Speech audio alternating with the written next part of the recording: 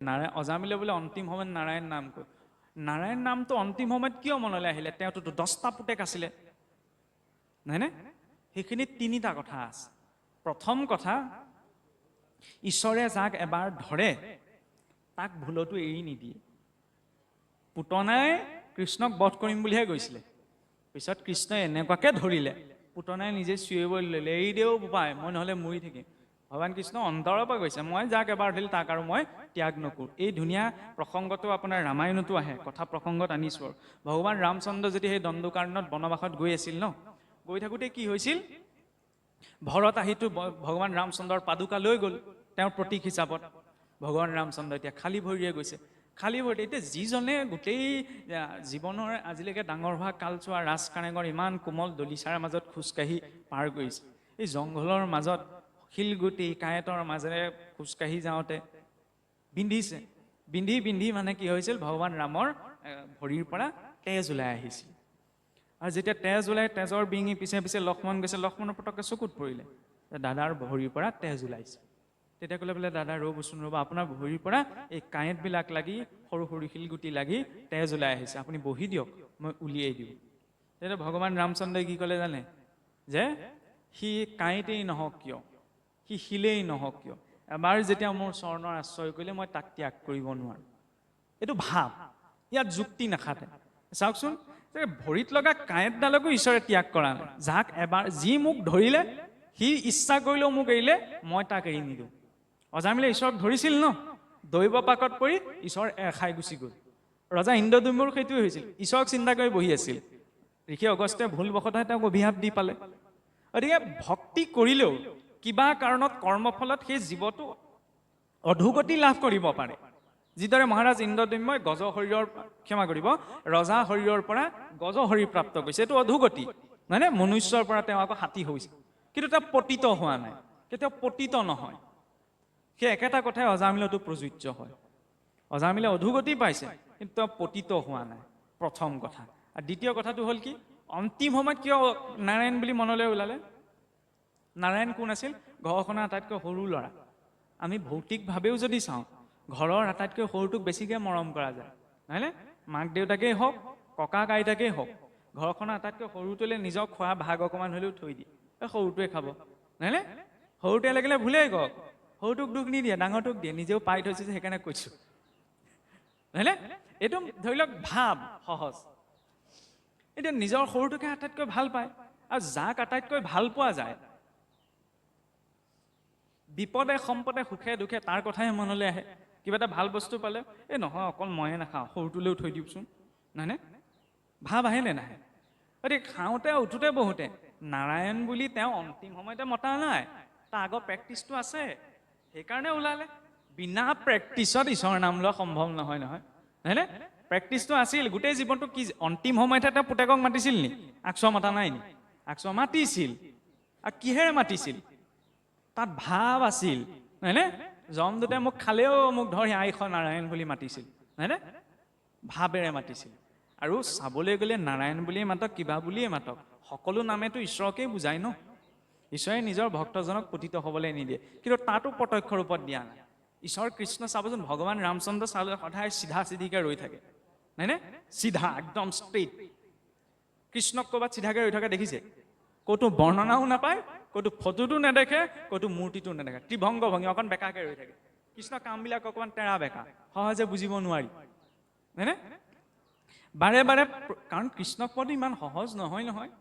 আৰে যিজনৰ ক্ষমতা আছিল ন, শিশুপালৰ 100টা গালি শুনাৰ, 100টা গালি শুনাৰ পাছতে শিশুপালক দণ্ড দিছে। তেওঁতোতো সামৰ্থ্যতা আছিল যে এটা গালি শুনা মাত্ৰকে তই বেয়া কথা কৈছ, তৎমুহূৰ্ততে সুদৰ্শনে এৰি দিব পাৰিলেহেঁতেন, দিলেহেঁতেন? দিলে জানো? নাই দিয়া নহয়। 100টালৈকে গালি শুনিম বুলি কথা দিলে যেতিয়া 100টালৈকে শুনিলে, আমি 2টাকে শুনিব নোৱাৰো, তাৰপৰা আমি কৃষ্ণ প্ৰাপ্তিৰ কথা কোৱা সম্ভৱেই নহয়। বিনা সহনশীলতাত ভক্তি ইমান সহজ নহয়। আৰু যাই হওক, এতিয়া যেতিয়া অজামিল বিপদত পৰিল, মৃত্যু সজ্জাত পৰিল, মৃত্যু সজ্জাত দেখিলে একদম ভয়ংকৰ যমদূত 2টা আহিলে নে, জীৱটো উলিয়াই নিলে, নাৰায়ণ বুলি মাতোতে চিধাই ভগৱানে বোলে পাৰিষদ পঠাই দিলে। পাৰিষদ পঠাই দি পাৰিষদক দেখি পেলাই যমদূতে ভয় খালে, যমদূতক খেদাই দিলে। তেতিয়াই বোলে অজামিলে অন্তিম সময়ত ঈশ্বৰক নাম লৈ পেলাই তেওঁ মুক্তি পাইছে। ভুল কথা। অজামিলে তেতিয়া মুক্তি পোৱাই নাই। যেতিয়া বিষ্ণুৰ পাৰিষদসকল আহিল, আহি পেলাই ভগৱন্তই বিষ্ণুৰ পাৰিষদসকলক কিয় পঠাইছে? যে তুমি যোৱা, মোৰ ভক্তজন সংকটত পৰিছে, তেওঁক তোমালোকে উদ্ধাৰ কৰাগে। চাবচোন, গজেন্দ্ৰক উদ্ধাৰ কৰিবলৈ তেওঁ নিজে আহিলে। অজামিলৰ ওচৰলৈ পাৰিষদক কিয় পঠালে? তেওঁ নিজে কেলৈ নাহিলে? নহয়নে? ধ্ৰুৱৰ ওচৰলৈও তেওঁ নিজেই গৈছে, প্ৰহ্লাদৰ ওচৰলৈও তেওঁ নিজেই গ'ল, নহয়নে? বিপ্ৰ দামোদৰক নিজৰ ওচৰলৈ নিজে মতাই নিলে, নহয়নে? অম্বৰীষৰ ওচৰলৈ তেওঁ নিজেই গ'ল। অজামিলৰ ওচৰলৈ পাৰিষদক পঠাই দিলে, উদ্ধাৰ কৰিবলৈ তেওঁ আহিব লাগিছিল। পাৰিষদে আহিতো দাবী ধমকি দিলতহে যমদূত পলাইছে। নাৰায়ণ যদি চিধা আহি উপস্থিত হৈ দিলেহেঁতেন, যমদূতে তাতে সেৱা কৰি নেখেদুৱাকে গুচি গ'লহেঁতেন। নাই অহা। কিয় নাই অহা? কাৰণ অজামিলে প্ৰত্যক্ষ ৰূপত ঈশ্বৰক চিন্তন কৰা নাই। তেওঁৰ ভিতৰত তেতিয়াও অনুতাপ নাই। তেওঁ কি কৰিলে? নামৰ মৰ্যাদা ৰাখি ঈশ্বৰে পাৰিষদসকলক পঠাইছে। পাৰিষদসকলে যমদূতৰ হাতৰ পৰা জীৱ লৈ পুনৰ অজামিলৰ শৰীৰত স্থাপন কৰিছে আৰু নিজৰ স্থানলৈ পাৰিষদসকল গমন কৰিলে। তাৰ পাছত অজামিলৰ চেতনা আহিছে যে মই মহাপাপীয়ে কি কৰিলো? ঈশ্বৰক মই না চিন্তন কৰিলো এতিয়া, না মই তেওঁক মাতিলো, না তেওঁক মই এতিয়া ভক্তি কৰিলো। হয়নে? মই পৰোক্ষভাৱে মোৰ পুত্ৰকহে মাতিছিলো, কিন্তু ঈশ্বৰৰ ইমান কৃপা যে নিজৰ ভক্ত বুলি ভাবি, পূৰ্বতেতো মই হৰিভক্তি কৰিছিলো, কিন্তু বেশ্যাত প্ৰবৃত্ত হ'বলৈ গৈয়ে যেতিয়া অধৰ্মৰ প্ৰতি আসক্তিটো উপজে, তেতিয়া জানি বুজিও ব্যক্তিজনে ধৰ্মটোক ত্যাগ কৰি অধৰ্মতে আচৰণ কৰিব লগা হয়। সেই পৰিস্থিতিটো নোহোৱাৰ বাবে আধ্যাত্মিকতা লাগে। দুৰ্যোধনে কৈছিল ন, প্ৰভু মই জানো ধৰ্ম কি, অধৰ্ম কি তাকো জানো, কিন্তু ধৰ্ম কৰিবলৈ মোৰ মন নাই, অধৰ্মটো মই এৰিব নোৱাৰো। সেই পৰিস্থিতিটো যাতে মানুহৰ জীৱনলৈ নাহে। আজিৰ জীৱনত সেইটো পৰিস্থিতি বেছিকৈ হৈছে। সকলোৱে জানে ধৰ্ম কি, সকলোৱে জানে কি কৰিব লাগে, কিন্তু কৰিবলৈ জনাৰ পাছতো কৰিবগৈ নোৱাৰো আমি। মই জানো যে মই ভুলকে কৰি আছো, কিন্তু তথাপি মই ভুলটোক এৰিব পৰা নাই। হয়নে? এই পৰিস্থিতিটো নোহোৱাৰ বাবে শাস্ত্ৰীয় দৰ্শনটো জীৱনত লাগে। নহ'লে বোলে দুৰ্যোধনৰ গতি আমাক নালাগে নহয়। বাৰু যাই হওক, এতিয়া অজামিলৰ মনত যেতিয়া নিজৰ ভুলৰ স্বীকাৰৰ প্ৰতি অনুতাপ আহিছে ন, সেইবাবে কোৱা হয় যেতিয়া ভুল কৰা যায় ন, ভুল কৰিলে সমাজতহে ক্ষমা আছে, প্ৰকৃতিত ক্ষমা নাই। সেইবাবে সমাজত আমাৰ প্ৰায়শ্চিত্ত বিধান, কোনোবাই নাজানি ভুল কৰিলে সেই অনুসাৰে প্ৰায়শ্চিত্ত কৰা যায়, হয়নে নহয়? কিন্তু কৰ্মটো যে কৰিলে ফলটো তেওঁ ভুগিবই লাগিব। জয় বিজয় তাৰ প্ৰত্যক্ষ প্ৰমাণ। বৈকুণ্ঠৰ 14জন পাৰিষদ, কাৰো নাম আমি নাজানো। জানো বাকী কেইজনৰ নাম?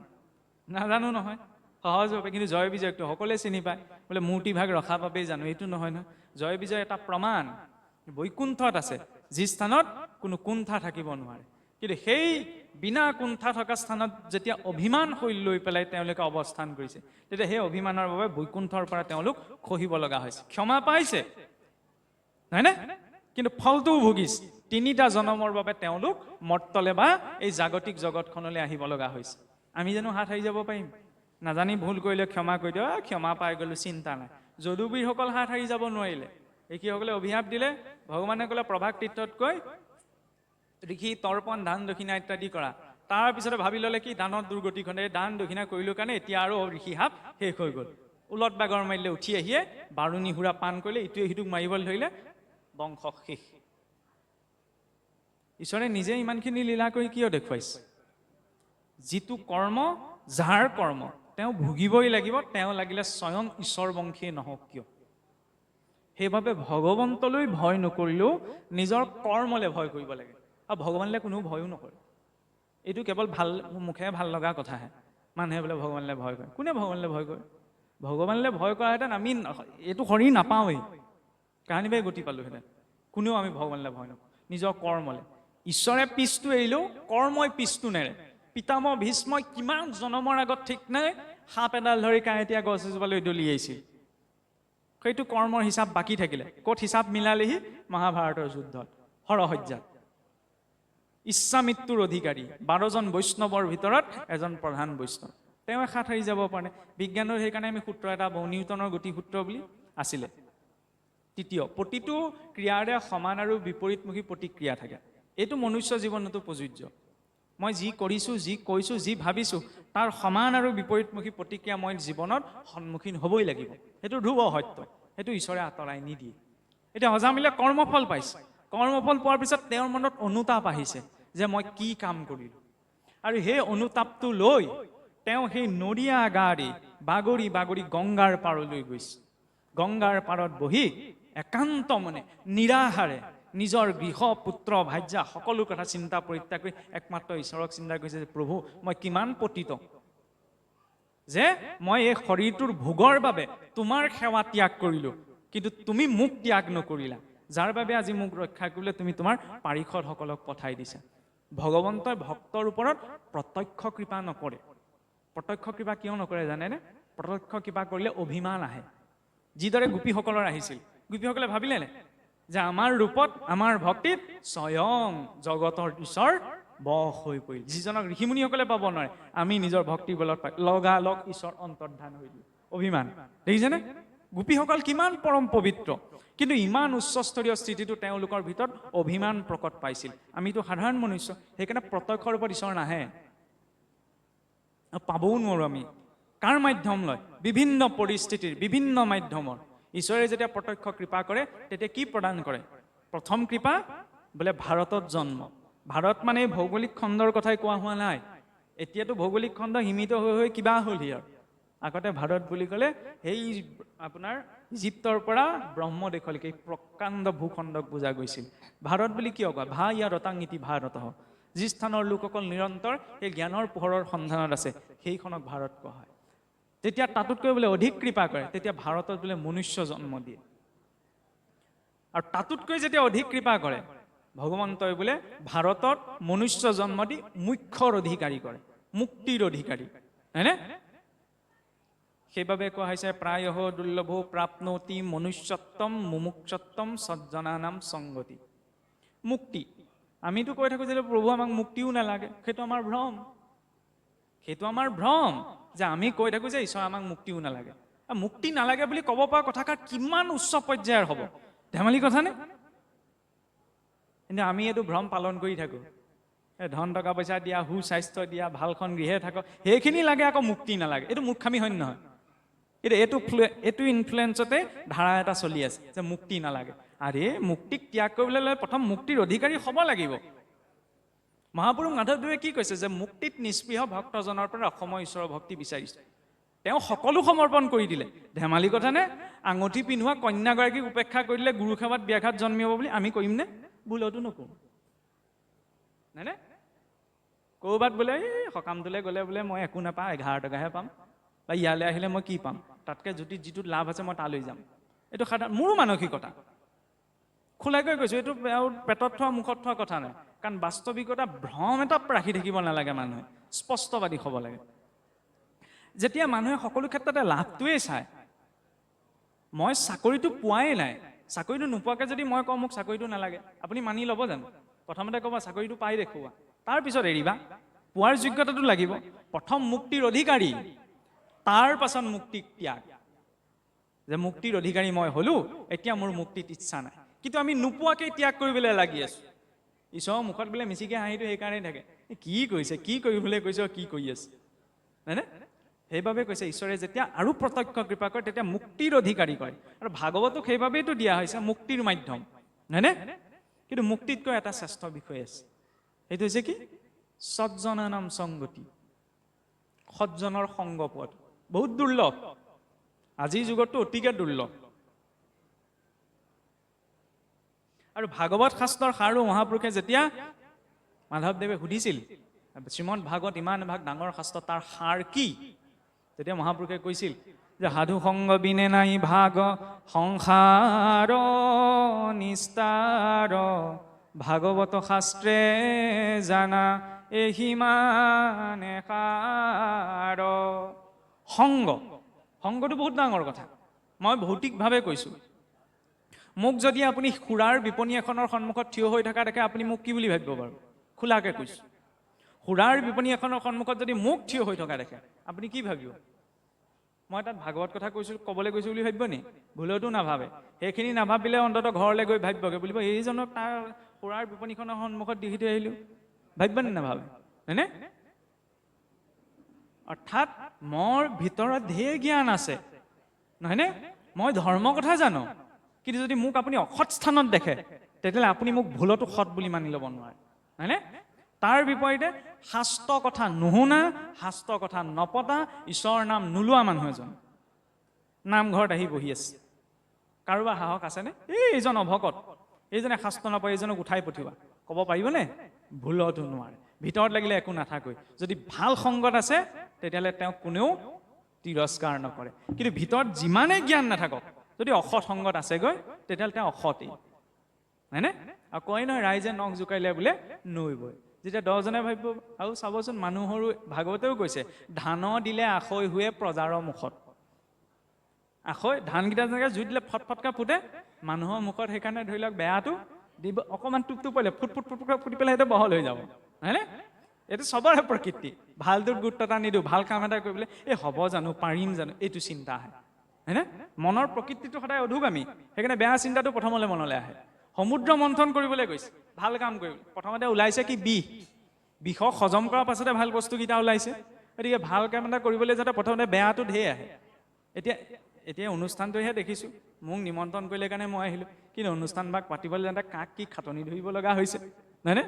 কাক কি ক'ব লগা হৈছে, ক'ৰ পৰা কি যোগাৰ কৰিব লগা হৈছে, সেইটোৱে কৰাসকলেহে জানে। সেইকাৰণে কয়, ভেটিটোৱে ঘৰটো ধৰি ৰাখে, কিন্তু ভেটিটোক কোনেও সন্মান নিদিয়ে। ঘৰটো ধুনীয়া লাগি যাব, ধুনীয়া ঘৰ বনালেই দেই, হয়নে? খুঁটাকেইটা কোনেও নেদেখে। সেইকাৰণে ঘৰ এটা বনোৱাৰ খুঁটা হোৱাটো বহুত ডাঙৰ ত্যাগ। অনুষ্ঠান এটা যিকোনো, এই অনুষ্ঠানটো বুলিয়ে কোৱা নাই, যিকোনো অনুষ্ঠান এটা ধৰিবলৈ যাওঁতে এই কৰ্তাসকল আচল পুণ্যৰ অধিকাৰী তেওঁলোক বৰ টেঙৰ, কাৰণ ইয়াত তিনিওটাৰ সংযোগ ঘটিছে নহয়, ভকত, ভাগৱত আৰু ভগৱন্ত, হয়নে? আপোনালোকৰ ইয়াত 4টা সংযোগ ঘটিছে। গুৰু, এই 4টা সংযোগ যে ঘটিবলৈ পালে কৰ্তাসকলে পাতিলে কাৰণে হয়, নহ'লে না গুৰু আহিলেহেঁতেন, না ভগৱন্ত, না ভকত, না ভাগৱত, হয়নে? এইটোকে কয় যে প্ৰত্যক্ষ ৰূপত কৰ্মটো নকৰি তাৰ ফলটোক প্ৰাপ্ত কৰা। সেইকাৰণে ভকত টেঙৰ, প্ৰত্যক্ষ ৰূপত কৰ্ম নকৰে, কিন্তু সেই কৰ্মৰ ফলটো পাই থাকে, হয়নে? যত কৰ্ম সবে বন্ধ সাংখ্যবাদী কয়, আমি যিমানেই কাম নকৰোঁ কিয় সকলোৱে বন্ধন সৃষ্টি কৰে, লাগিলে যি ভাল কামেই নহয়, কিন্তু তাত এটা সূত্ৰ আছে, যদি ঈশ্বৰত অৰ্পে তেবে বন্ধন হয়। যদি কামটো ঈশ্বৰত অৰ্পণা কৰি কৰা গৈছে তেতিয়াহ'লে সেই কামটোৱে বন্ধন সৃষ্টি কৰিব নোৱাৰে। সেইটো হৈছে কৰ্মৰ মাৰ্গদৰ্শন।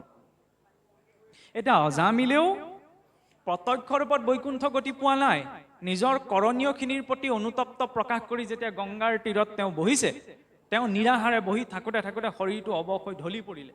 তাৰ পাছত তেওঁৰ শৰীৰৰ পৰা প্ৰাণবায়ু ওলাইছে, পুনশ্চ বৈকুণ্ঠৰ পাৰিষদসকলক আহি সসন্মানে তেতিয়া অজামিলক বৈকুণ্ঠলৈ লৈ গৈছে। অৰ্থাৎ আমাৰ সন্মুখত যদি ভগৱন্তৰ পাৰিষদসমূহো উপস্থিত হয়হি, তেতিয়াও আমি গতি পোৱা সম্ভৱ নহয়, যেতিয়ালৈকে নিজৰ কৰণীয়খিনিৰ প্ৰতি অনুতাপটো নাহে, হয়নে? অনুতপ্ত হৈ এই লিংগ দেহটো জীৰ্ণ কৰিব লাগিব। কেনেদৰে জীৰ্ণ হ'ব? এই অনুতাপৰ অগ্নিত, যে ইমান দিনে কি কৰি আছিলোঁ, কি কৰিবলৈ পাইছিলোঁ আৰু ক'ত বদ্ধ হৈ আছোঁ। আমিতো মহান পতিত, নহয়নে? কিয় পতিত? কাৰণ আমি সত্যটো জনাৰ পাছতো আকৌ সংসাৰলৈকে আমি উভতিব লাগিবনে? আজি ইয়াত আমি যিমানেই নামৰ মহিমাৰ কথা, ভাগৱতৰ মহিমাৰ কথা নকওঁ কিয়, সামৰণিৰ লগে লগে আমি সকলো সেই সংসাৰখনলৈকে উভতিম, হয়নে? আৰে মই যদি বুজিছোৱে যে নামেই হাৰ, ভাগৱতেই হাৰ, সংসাৰখনত একো নাই, তেতিয়াহ'লে আকৌ কিয় উভতিছোঁ? সেইকাৰণে এই ভ্ৰমটো পালন কৰি থাকিব নালাগে, হয়নে? খোজ 2টা লাগিব, সংসাৰখনতো খোজ লাগিব আৰু বহুত আধ্যাত্মিক জগতখনতো খোজ 2। খালি তাৰ মাজত সন্তুলনটো ৰক্ষা কৰিলেই হয়। পিয়াহ লাগিলে মই পানী খাওঁ, পিয়াহ গুচি যোৱাৰ পিছত মই পানীখিনিৰ কথা ভাবি নাথাকোঁ, হয়নে?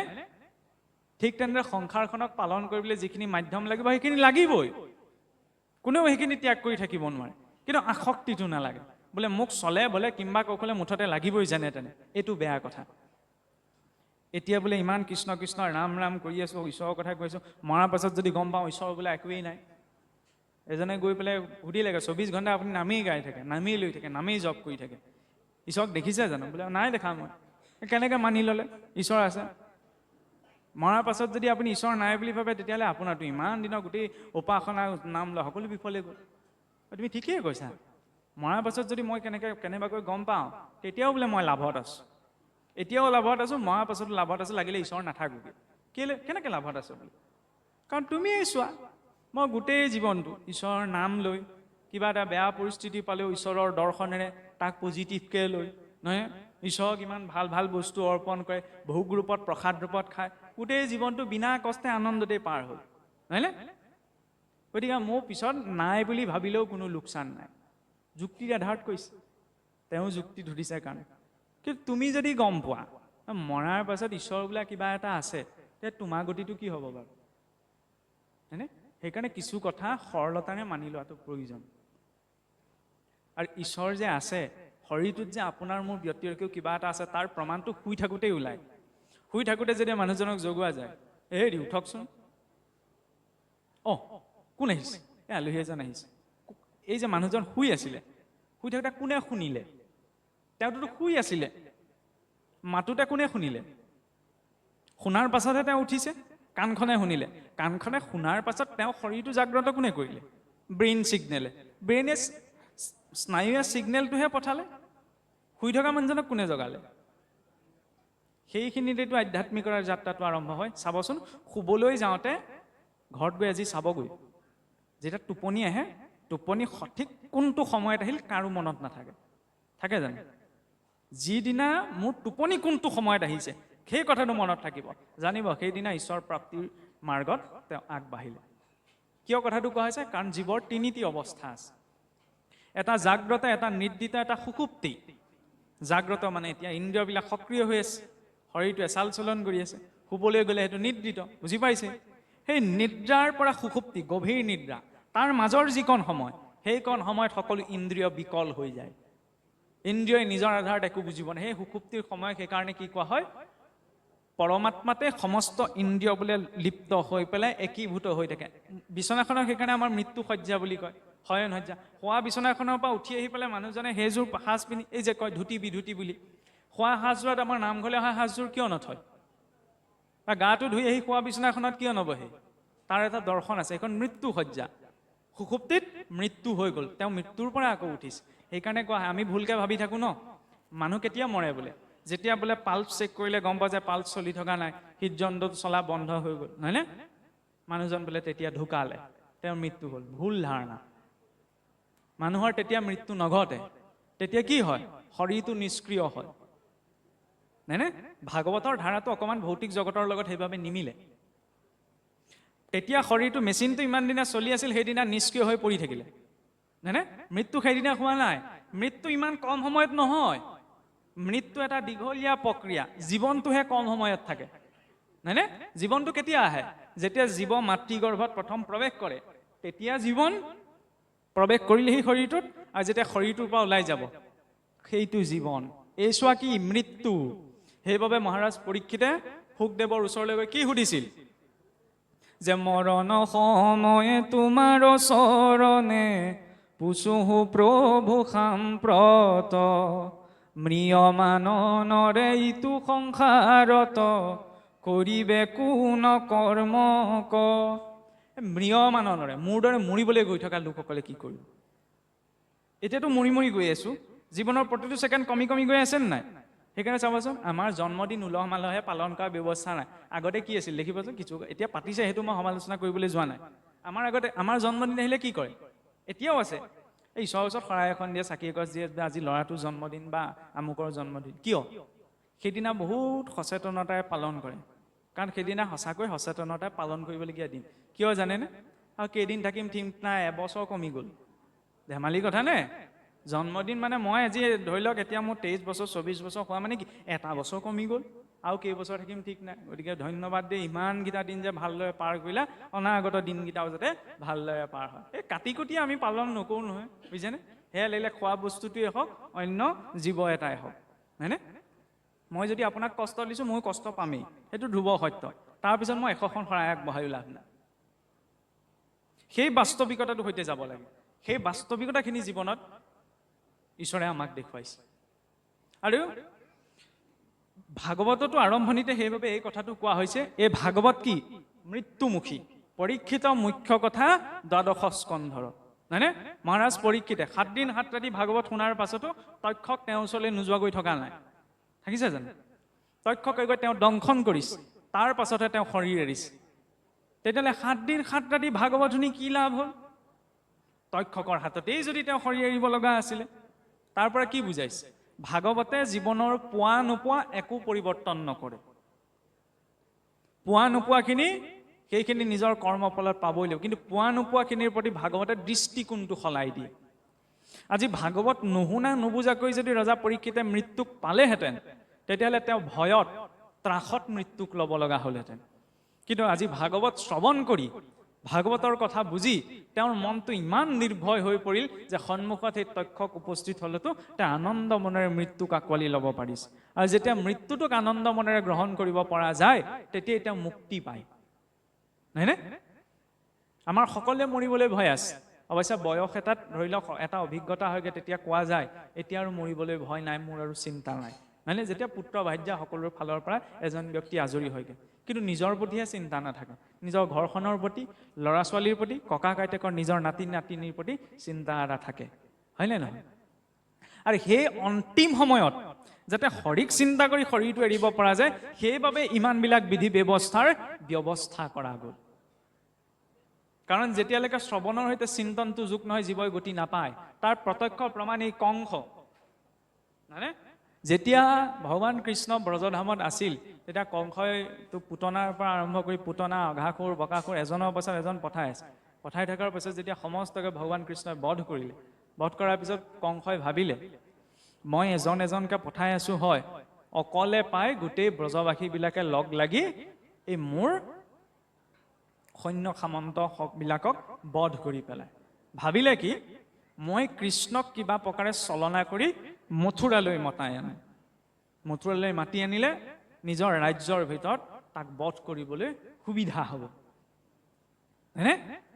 কংসই চলনাৰে কি কৰিলে, অক্ৰূৰক পঠুৱাই ভগৱান কৃষ্ণ আৰু বলৰামক ৰাজ্যলৈ মতুৱাই আনিলে। ভাৱ আছিলে কি আঁতৰত মাৰিবলৈ অসুবিধা, ঘৰৰ ভিতৰত মাৰিবলৈ সুবিধা হ'ব, হয়নে?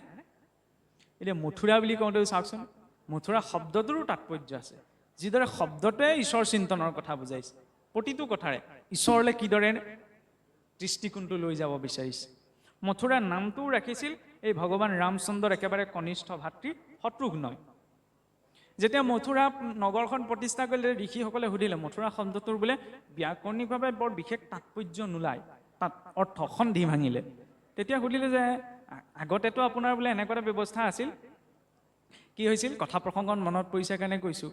এই যেতিয়া বোলে ধৰি লওক পুৰুষ এজনে মানে ধৰি লওক ছোৱালী চাবলৈ যায়, হয়নে? ছোৱালী চাবলৈ গ'লে আগতে কি কৰে, এই ছোৱালীজনীয়ে ভিতৰৰ পৰা এই ব্যাকৰণৰ সূত্ৰ সোধে, অন্ততঃ 3টা। এইটো বৈদিক কালত আছিল। আৰু যেতিয়া যদি সেই ব্যাকৰণৰ 3টা সূত্ৰ ক'ব পাৰে, তেতিয়াহে বিবাহৰ বাবে বোলে ৰাজি হয়। কাৰণ তেতিয়া দিনততো প্ৰায় সংস্কৃতেই চৰ্চা আছিল ন, পাণ্ডিত্যটো থাকিব লাগিব, বিনা পাণ্ডিত্য হোৱাহেঁতেন কেনেকৈ বিবাহ কৰিব বৈদিক কালত। এজনে কি হ'ল, প্ৰায় 60 বছৰ দিন মানে ইটো সিটো কৰি থাকোঁতে এই বিয়াবোৰ নকৰাকৈ পাৰ হৈ গ'ল। বৰকে সময়ো নাপালে, কামত লাগি থাকে। তাৰপিছত কি হ'ল, তেওঁ যেতিয়া লাহেকৈ অকলশৰীয়া হ'ল, তেওঁ তেতিয়া বিয়া পাতিবলৈ মন গ'ল। 60 বছৰ বয়সত, 60 বছৰ বয়সত বিয়া পাতিবলৈ মন গ'ল, এতিয়া কোনে ছোৱালী দিব? তাৰপিছত কি হ'ল, এতিয়া ব্যাকৰণো নাজানে, ইটো সিটো কাম কৰি থাকোঁতে পঢ়া শুনাও নহ'ল, কি কৰিব? এতিয়াতো ছোৱালী চাবলৈ গ'লেতো সূত্ৰ ব্যাকৰণৰ কিবা এটা নহয় কিবা এটা কথা সুধিবই। এতিয়া সন্ধি দুটামান, সূত্ৰ দুটামান শিকি ল'লে, মানে শিকি লওঁতে এতিয়া মনত নৰয়, আগৰ পৰা চৰ্চাই নাই। দুকেও এই যে আমাৰ যে মহাপুৰুষ মাধৱদেৱে যে ঘোষাত লিখিছে, স্মৰহু গোবিন্দ মোহ ভজহু গোবিন্দ মোহ, এশ সময়ত যে নাৰাখিবে দুকেও কৰণে কিয়? এই তেওঁ মানে দুকেও এই সন্ধিটোকে মনত পেলাই আছে। মনত পেলাই থাকোঁতে কি হৈছিল, সেই পথেদি ৰাস্তাত কামো কৰি আছে, ৰাস্তা কাষত সেইফালে বোলে শংকৰাচাৰ্য গৈছিল। শংকৰাচাৰ্য গৈতে তেওঁ পটককৈ চকুত পেলি এইজনে ব্যাকৰণৰ সূত্ৰ কেলে মনত পেলাই। সুধিলে তুমি দুকেও কৰণে কেলে গাই আছা? সেইজনে ক'লে বোলে গুৰুজন প্ৰণাম, কি ক'ব আৰু, এতিয়া গুৰু সন্মুখততো মিছা কথা ক'ব নোৱাৰি। ক'লে আৰু প্ৰভু বোলে মোৰ আগছোৱা জীৱন অবিবাহিত ৰূপতেই পাৰ কৰিলে, কিন্তু এতিয়া ধৰি লওক পিছত ঘৰখন ধৰিবলৈকেতো এগৰাকী লাগিব, সেইকাৰণে মই বিবাহৰ কথা ভাবিছোঁ। এতিয়া মোৰ ব্যাকৰণো অধ্যয়ন নকৰিলোঁ, সূত্ৰ দুটামান মুখস্থ কৰি আছোঁ, তাকে এই যাতে থটমত খাই পাহৰি নাযাওঁ তাকে আওৰাই আছোঁ দুকেও। তেতিয়া কৈছে বোলে মূৰ্খ, এতিয়া বোলে 60 বছৰ বয়স হ'ল, বিয়া পাতিবলৈ আহিছে, স্মৰহু গোবিন্দম ভজ গোবিন্দম, হয়নে? চিন্ত গোবিন্দম, এতিয়া গোবিন্দক ভজনা কৰা, এতিয়া গোবিন্দক চিন্তা কৰা, নৰাখিবে দুখেৰ কৰণে তোমাক নাৰাখে, ঈশ্বৰক চিন্তা কৰা। এইটো দৰ্শনকাৰী মহাপুৰুষ মাধৱদেৱে ঘোষাত লিখিলি। মানে কি বুজাইছে? সকলো কৰ্ম এটা নিৰ্দিষ্ট সময় সাপেক্ষে, হয়নে? তাত এইটো কোৱা নাই যে কোনোবাই 60 বছৰত বিবাহ পাশত আবদ্ধ হৈছে, সেইটো অবজেকশ্যন ধৰিবলৈ মই যোৱা নাই। সকলোৱে পৰিস্থিতি বেলেগ হ'ব পাৰে, হয়নে? কাৰোবাৰ কিবা বিপৰীত পৰিস্থিতি হ'ব পাৰে, কিন্তু এইটো বুজোৱা গৈছে যে কেৱল সাংসাৰিক কিবা এটা মাধ্যমক আশ্ৰয় কৰি আমি থাকিব নোৱাৰো। অন্তিম সময়ত কোনে ৰাখিব? সেই ঈশ্বৰৰ নামেহে ৰাখিব। সেইকাৰণে ঈশ্বৰক অন্তত চিন্তা কৰা, বিবাহ কথা এতিয়া বাদ দিয়া আৰু, হয়নে? এই কথাটোকে কংসৰ ক্ষেত্ৰত প্ৰযোজ্য হৈছে, মথুৰা নামটোৰ ক্ষেত্ৰত। যেতিয়া ঋষিসকলে ক'লে এই বোলে মথুৰা নামটো লিখিলে অকণমান ঈশ্বৰৰ নাম সম্পৰ্কীয় কিবা এটা ৰাখিব লাগিছিল, যাতে অন্তত বিপৰীতজনেও ৰাজ্যখনৰ নামটো ল'লে অন্তত যাতে ঈশ্বৰৰ নামটোকে মুখৰ পৰা ওলায়, বোলে কৃষ্ণপুৰী, নাৰায়ণপুৰী, এনেকৈ। মথুৰা এইটো কি নাম ৰাখিলে? এতিয়া শত্ৰুঘ্নই কৈছিল বোলে মোৰ জ্যেষ্ঠ ভাতৃ জগতৰ ঈশ্বৰ ভগৱান ৰামচন্দ্ৰৰ চিন্তনৰ কথা ভাবিয়ে এই মথুৰা নামটো ৰাখিছো। বোলে কেনেকৈ ৰাখিলে? মথুৰা বিপৰীতে ন মধ্যম অক্ষৰবৰ্জিতা য়ন্নাময়ন মুখে নাস্তি তান মুখে মধ্যম অক্ষৰা। মথুৰা বিপৰীতে ন, মথুৰা শব্দটো যদি বিপৰীত কৰি দিওঁ কি হ'ব? ম মূৰ্ধন্য থ তাত হস্যকাৰ ৰ থাকায় ৰা, ওলোটাই দিলে কি হ'ব? ৰ থাকায় ৰা মূৰ্ধন্য থ তাত হস্যকাৰ ম, ৰাথুম, হয়নে? মথুৰা বিপৰীতে ন, ইয়াত ইমান কঠিনতাও নাই। মধ্যম অক্ষৰবৰ্জিতা, মথুৰা শব্দটিৰ পৰা ৰাথুম শব্দটিৰ পৰা মাজৰ আখৰটো আঁতৰাই দিলে কি হ'ব বাৰু? ৰাথুম, মাজৰ আখৰটো আঁতৰাই দিলো, কি হ'ব? ৰাম হ'ব। তেতিয়া ঋষিসকলে কৈছে, আপুনি পাকে পকাই যে ইমান জিনদিনী ঘূৰাই ঘূৰাই ৰাম নামৰ কথা কৈছে, চিধা নকৈ কেলে? মাজৰ আখৰটো কলৈ যাব? মাজৰ আখৰটো এৰি দিলেহে ৰাম হ'ব। ইমান কেনেকৈ চিন্তা কৰিব মানুহে? ইমানটো ব্যাকৰণ জনা নহয়। সেইটোৱে বোলে আচল কথা। ইয়ন নাম অয়ন মুখে নাস্তি তান মুখে মধ্যম অক্ষৰা। যাৰ মুখত বোলে এই ৰাম নাম নাই, তাৰ মুখলৈ যাব মাজৰ আখৰটো, আৰু কলৈ যাব, হয়নে?